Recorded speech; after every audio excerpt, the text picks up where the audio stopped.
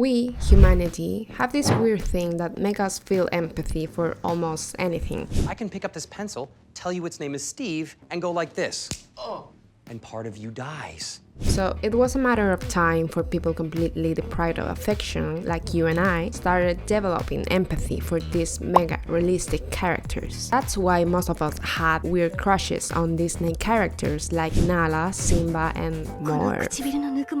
And that's why your anime pillow barely moves anymore. Kyle, why your pillow is so stiff? So when games introduced romance and interactive dialogues, it kind of changed it all, at least for me. Suddenly, you wanted to save Carly instead of Doc because you wanted to know her a little bit better. And suddenly, I cried for 10 minutes because I did everything wrong in my first playthrough of Mass Effect 3, and my crew and my future wife died at the end of the game.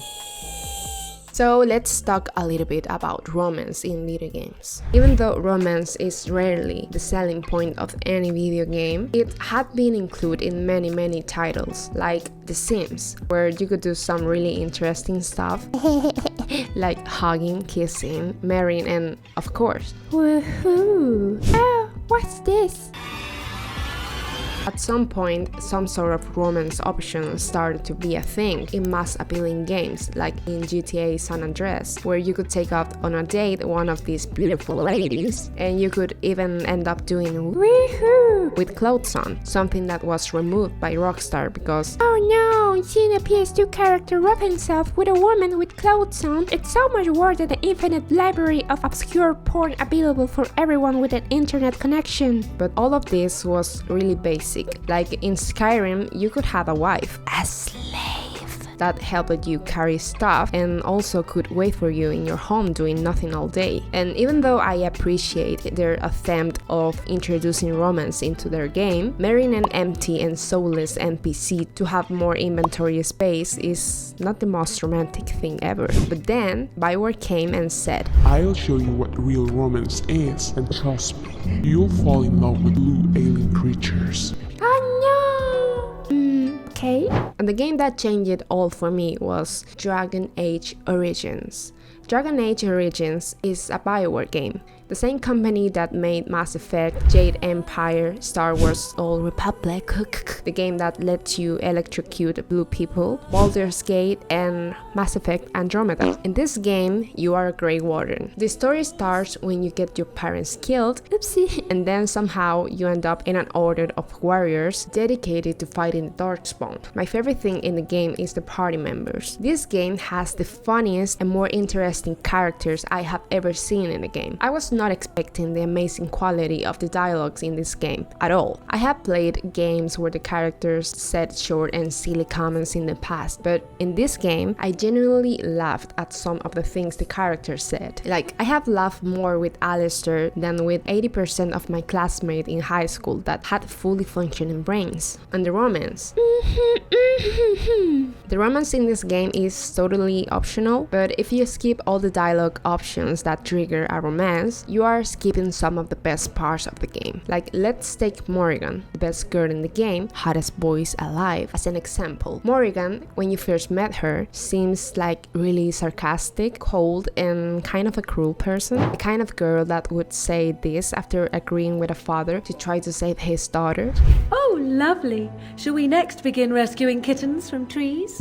My kind of girl. But when you choose to romance her, you discover so many things about her. At some point, you understand why she is the way she is and why she acts the way she acts. She thinks love is a weakness, so she tries her best to suppress her feelings, but she constantly reveals in the small details how she truly feels. And in my opinion, she ends up being the sweetest character in the game, even though she would never admit this, just like your usual anime girl. This romance is so rewarding, and don't get me wrong, Alistair and Liliana had a really great romance arc as well. It's just that I prefer to be bullied by Morrigan, it seems. Her dialogues and interactions grew as you progress in the story, and I loved returning to the camp after a mission so I could go straight towards her to see the new dialogue options.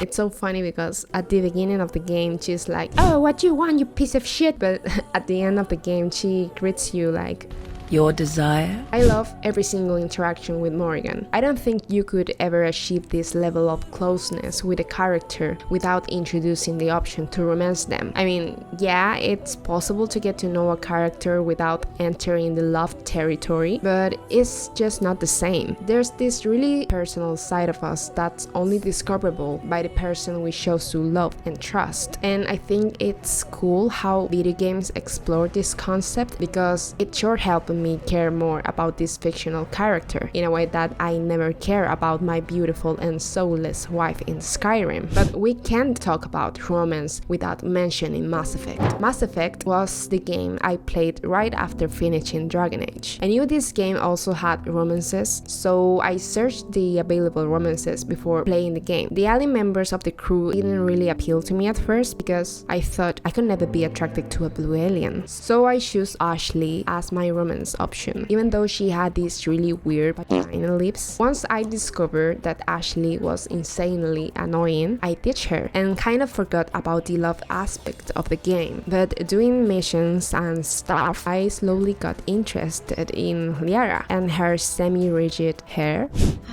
They're semi-flexible cartilage-based scalp crests that grow into shape, and they don't flop around.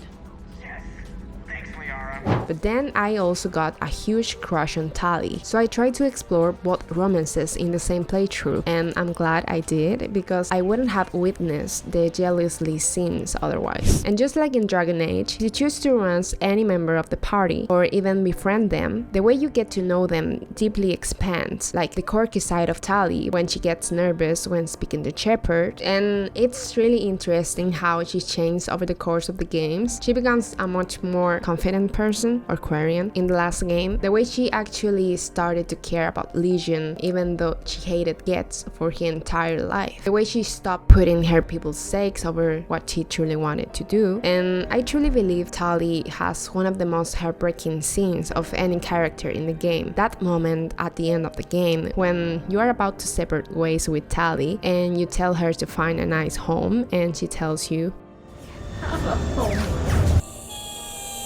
the vulnerability you get from these characters is so real. I didn't even choose to romance Garrus, but the I fought with him at the end of the game was insane. I love how romance adds to a game so much. I love well-written characters and good dialogues. I know a lot of people find romance in games a bit unnecessary, but I think it's a really interesting addition to a game. I mean, video games are the only piece of media that let you interact at this level, so why don't use that to explore in-depth human relationships and the drama it brings with it.